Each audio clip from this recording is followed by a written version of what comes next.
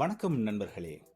இன்று இந்த வீடியோவில் இபிஎஸ் என்றால் என்ன என்றும் அதன் மூலம் நாம் எவ்வாறு பங்குகளை மதிப்பிட வேண்டும் என்றும் பார்க்கவிருக்கின்றோம். இபிஎஸ் என்பதன் விரிவாக்கம் ஏர்னிங் பெர் ஷேர் ஆகும்.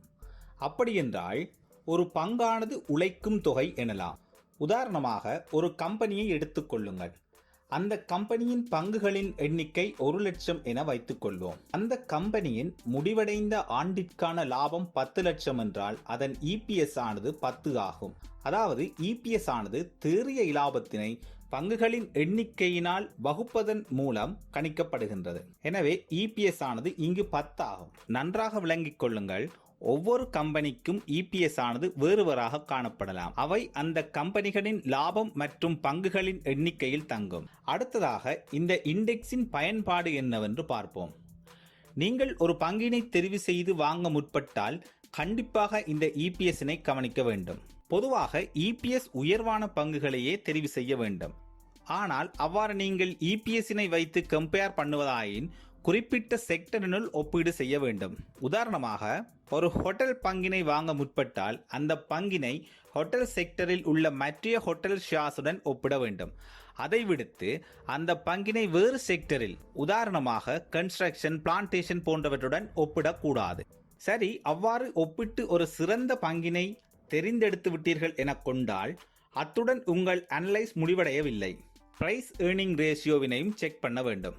பிரைஸ் ஏர்னிங் ரேஷியோ குறித்த விரிவான விளக்கங்களை நான் அடுத்து வரும் வீடியோக்களில் தருகின்றேன். பொதுவாக இபிஎஸ் உயர்வான பங்குகளின் விலை சற்று உயர்வாகவே காணப்படும். ஏனென்றால் அனைவரும் இப்படியான பங்கினை வாங்கவே போட்டி போடுவார்கள். இதனால் டிமாண்ட் அதிகரித்து பங்கின் சந்தை விலை அதிகரிக்கும். எனவே நன்றாக விளங்கிக் கொள்ளுங்கள். ஒவ்வொரு கம்பெனிக்கும் இபிஎஸ் ஆனது வேறுவேறாக காணப்படலாம். அதுபோல இபிஎஸ் பெறுமதியானது மறைப்பெறுமதியும் எடுக்கும். அதாவது மைனஸ் வேல்யூ, -3, -5 இப்படி ஒரு மறைப்பெறுமதியை எடுப்பதற்கும் வாய்ப்புண்டு. எனவே மறைப்பெறுமதியை எடுக்கும் கம்பெனிகளை நாம் நட்டத்தில் இயங்கும் கம்பெனிகளாக வரையறுப்பதுண்டு. எனவே நீங்கள் ஒரு கம்பெனியின் பங்குகளை வாங்க முற்படும் பொழுது அதன் ஹிஸ்டரியினை பார்க்க வேண்டும். அந்த ஹிஸ்டரியில் பல காலமாக இபிஎஸ் ஆனது மைனஸ் பெறுமதியை கொண்டிருந்தால் அந்த கம்பெனிகளிலிருந்து விலகி இருப்பது நன்மையை தரும். சில கம்பெனிகள் சில கால பகுதிகள் அல்லது குறிப்பிட்ட சில பகுதிகளில் இபிஎஸ்னை மைனஸ் பெறுமதியில் கொண்டிருக்கலாம். அப்படி ஏதும் நடந்திருந்தால் அது குறித்த காரணத்தை நீங்கள் ஆராய்ந்து பார்த்த பின்னர் அந்த கம்பெனியில் இது ஒரு திடீர் சரிவுதான் என்று நீங்கள் கருதினால் அந்த கம்பெனியின் விலையை பொறுத்து வாங்க முடியும். ஆனால் நீண்ட காலமாக இபிஎஸ் பெறுமதியானது நெகட்டிவாக காணப்பட்டால் நீங்கள் அந்த கம்பெனியிலிருந்து விலகி இருப்பதே எப்போதும் சிறப்பை தரும். நன்றி நண்பர்களே.